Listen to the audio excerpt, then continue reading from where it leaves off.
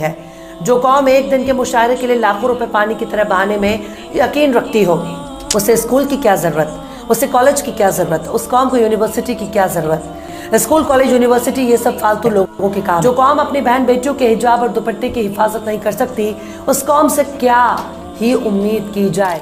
अस्सलामु अलैकुम वरहमतुल्लाहि वबरकातुहू। प्यारे दोस्तों, मुसलमान क्या नहीं कर सकता। अगर मुसलमान अपने दिल में ठान ले तो वो बड़ा सा बड़ा स्कूल बनवा सकता है। अगर मुसलमान चाहे तो वो बड़ा से बड़ा कॉलेज बनवा सकता है। अगर वो चाहे तो वो बड़ी सी बड़ी यूनिवर्सिटी कायम करवा सकता है, बड़ा से बड़ा हॉस्पिटल बनवा सकता है। लेकिन आज मुसलमानों के पास क्या है? ना ही उनके पास बड़ी बड़ी यूनिवर्सिटियाँ हैं, ना ही उनके पास बड़े बड़े कॉलेजेस हैं, ना ही बड़े बड़े हॉस्पिटल्स हैं। कुछ होंगे गिनती के। लेकिन मुसलमान ऐसा क्यों नहीं कर रहा है? मुसलमान का ध्यान इस तरफ क्यों नहीं है? जो बड़े बड़े मुसलमान हैं, पैसे वाले हैं, वो इस काम की तरफ तवज्जो क्यों नहीं दे रहे? तो इसकी एक वजह है, और वो सबसे बड़ी वजह यह है कि मुसलमान अय्याशियों में पड़ गया है, मुसलमान फजूल खर्ची में पड़ गया है। लोग कहते हैं कि मुसलमानों के पास पैसा नहीं है। मुसलमानों के पास पैसा बहुत है, बहुत पैसे वाले मुसलमान, लेकिन वो कहाँ पैसा अपना खर्च करते हैं? बड़े बड़े मुशायरे करवाएंगे, उनमें लाखों लाखों रुपए ऐसे ही खर्च कर देंगे। एक एक रात के लिए जो शायर हजरात आते हैं उनको लाखों लाखों रुपए देकर बुलाते हैं। अब वालियों में लाखों लाखों रुपए खर्च कर देते हैं। एक एक लाख, दो दो लाख का एक एक कव्वाल बुलवाते हैं। जब नाच गाने की बात आती है तब उनमें आगे से आगे हिस्सा लेते हैं। जो फजूल खर्ची उसमें बढ़ चढ़कर हिस्सा लेते हैं। लेकिन जहां पर लगाना चाहिए पैसा, वहां पर पैसा नहीं लगाते हैं। काश मुसलमान उधर की बजाय पैसा किसी नेक काम में लगा दे तो मुसलमानों को जो आज सताया जा रहा है, मुसलमानों की बच्चियों पर हिजाब की पाबंदी लगाई जा रही है, उनको कॉलेज से, स्कूलों से निकाला जा रहा है। तो अगर मुसलमानों के खुद के कॉलेज होंगी, यूनिवर्सिटीज होंगी, तो ऐसा कौन कर सकता है? हमारी कौम की बच्चियां, हमारे कौम के बच्चे खूब आराम से पढ़ेंगे। और वहां पर यह भी हुक्म नहीं होगा कि हिंदू जो गैर मुस्लिम है वो अपने बच्चों को भी मुस्लिम तरीके से भेजे, नहीं, बल्कि जो हिंदुओं का तरीका है आप उससे भेजें। फिर भी मुसलमान रोकेगा नहीं उन्हें। तो आप अपने कॉलेज, अपनी यूनिवर्सिटी खोलने की तरफ इरादा बनाएं और उस पर तवज्जो दें। मैं आपके सामने एक वीडियो शेयर करने वाला हूं, आप इस वीडियो को देखें। इसमें हमारी एक बहन है जो वो मुसलमानों को ये पैगाम दे रही है। आप पहले इस वीडियो को सुने। जिस कौम की गरीबी और लाचारी की हालत आज़ाद भारत में बदनुमा दाग बन चुका हो, उस कौम को कमर हिलाने से ही फुर्सत नहीं मिल रही है। जो कौम एक दिन के मुशायरे के लिए लाखों रुपए पानी की तरह बहाने में यकीन रखती हो, उसे स्कूल की क्या ज़रूरत, उसे कॉलेज की क्या ज़रूरत, उस कौम को यूनिवर्सिटी की क्या ज़रूरत। पर नहीं साहब, बिल्कुल नहीं। स्कूल, कॉलेज, यूनिवर्सिटी ये सब फालतू लोगों के काम। जो कौम अपनी बहन बेटियों के हिजाब और दुपट्टे की हिफाजत नहीं कर सकती, उस कौम से क्या ही उम्मीद की जाए। कम से कम मुसलमानों को इकट्ठा होकर अपना स्कूल और हॉस्पिटल ही खोल लेना चाहिए। एक तो ऐसे ही अपने बच्चों को स्कूल भेजने से ये लोग 13-22 करते हैं। हिजाब के विरोध होने के बाद इन्होंने लड़कियों को स्कूल भेजना ही बंद कर दिया। अगर इतने जज्बात भड़क रहे हैं तो चंदा इकट्ठा करके स्कूल बना लीजिए। अपने बच्चों को टीचर और प्रोफेसर बनाइए। अपने बच्चों के लिए हर इलाके में ना सही कम से कम कई गाँवों का चंदा इकट्ठा करके एक हॉस्पिटल और एक स्कूल तो खोल ही सकते हैं।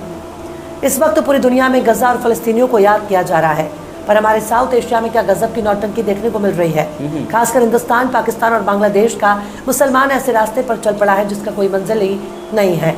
मुसलमानों को आगे बढ़ाने के लिए आखिरी पैगंबर ने इकरा यानी तालीम पर जोर दिया। हर मुसलमान को तालीम हासिल करना बिल्कुल ज़रूरी कर दिया, यानी मुसलमान को हर हाल में शिक्षा हासिल करना अनिवार्य हो गया। पर भारत के मुसलमान खुद को अपडेट करने के लिए 15,000 का फ़ोन ले सकता है, पर 5,000 की एडमिशन फ़ीस भरने में नानी याद आ जाती है। स्कूल कॉलेजों में भेदभाव के शिकार भी मुसलमान होते जा रहे हैं। इनके पास ना तो कोई सामाजिक लीडर है, ना ही पॉलिटिकल लीडर। अगर कोई सियासी लीडर इनकी क़यादत के लिए तैयार भी होता है तो ये खुद ही उसे RSS का एजेंट साबित करने लगते हैं। मतलब इनके पास सब कुछ है पर कायदे की खोपड़ी नहीं है। बच्चों को हायर एजुकेशन से बिल्कुल दूर रखना चाहते हैं। खासकर लड़कियों के मामले में मुसलमान दिन ब दिन पिछड़ता जा रहा है।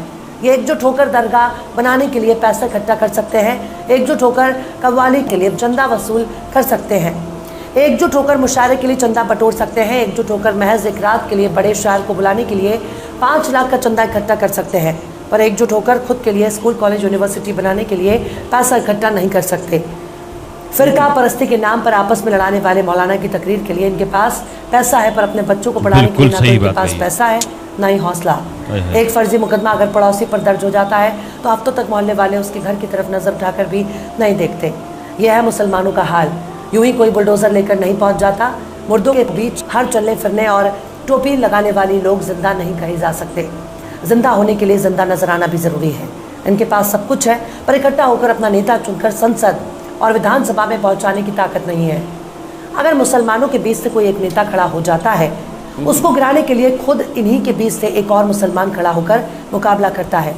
लिहाजा ऐसे ऐसे लोग चुनाव जीतकर मुसलमानों के सिर पर तांडव करने लगते हैं, जिनको मुसलमान तो छोड़ दीजिए, हिंदुओं में ही ज़्यादातर लोग नहीं जानते।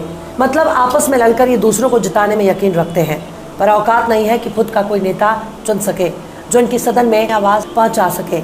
इस वक्त मुसलमानों ने बस एक ही महारत हासिल कर ली है, और वो है थाना।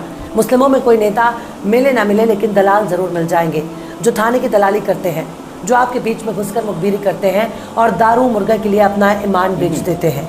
इसी तरह से ज़मीन की दलाली में मुसलमानों ने झंडे गाड़ रखे हैं। अगर शहरों की बात की जाए तो इनको पैसे की इतनी हवस है, ये दाढ़ी टोपी कर दलाली करते हैं ताकि दूर से कोई भी इनके बहुत बड़ा मुत्तकी और परहेजगार आदमी समझे, पर इनकी दाढ़ी के पीछे सारे ऐप छिपे हुए हैं। मिसाल के तौर पर दिल्ली का ओखला देख लीजिए।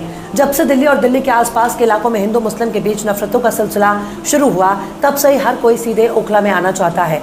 यहाँ कई इलाके ऐसे हैं जहाँ अवैध इमारतें बनी हुई हैं, जहाँ ज़रूरत पड़ने पर एम्बुलेंस और फायर ब्रिगेड भी नहीं घुस सकते। ऐसे ऐसे इलाकों में किराए पर कमरे और फ्लैट की दलाली इतनी ज़ोर शोर से चल रही है कि ऐसा लगता है कि मोमानो मुसलमान इलाके के नाम पर आपको गर्दन काट कर पैसे वाली लेने लगेंगे। दरगाहों के बाहर इन लोगों की बड़ी बड़ी दुकानें मौजूद हैं, जहाँ ये रूहानी इलाज के नाम पर अपना धंधा चला रहे हैं। मतलब जिस झाड़ फूक और जादूगरी को इस्लाम में हराम करार दिया गया, जिस झाड़ फूक के धंधे में पाए जाने पर मुस्लिम देशों में सजाए मौत का प्रावधान मौजूद है, वही झाड़ फूक मौलवियों का धंधा बन चुका है। झाड़ फूक के नाम पर ये लोग जिन्नातों को अपने वश में करने का दावा करते हैं, पड़ोसी को पड़ोसी का दुश्मन बना देते हैं, भाई को भाई के जानी दुश्मन बना देते हैं। और अगर इनके पास इतनी ताकत है तो इजराइल जाओ और नेतन्याहू का डायपर निकाल कर लाओ। अगर इनमें इतनी ताकत मौजूद है तो जो बाइडेन से छैया छैया गाने पर डांस करके दिखवाओ। पर यकीन मानिए, अगर मुसलमान दीन दुनिया के इल्म से बिल्कुल अनजान रहेगा तो उनके साथ ऐसा ही होगा।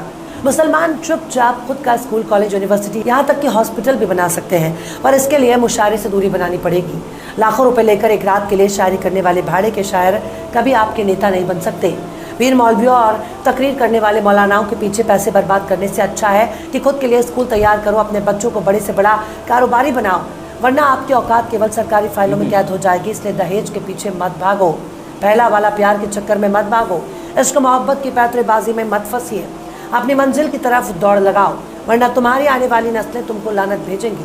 बहरहाल चलते चलते आखिर में अल्लामा इकबाल ने भी क्या खूब फरमाया है, तुम में हूरों का कोई चाहने वाला ही नहीं, तुम में हूरों का कोई चाहने वाला ही नहीं, जलवाए दूर तो मौजूद है, मूसा ही नहीं।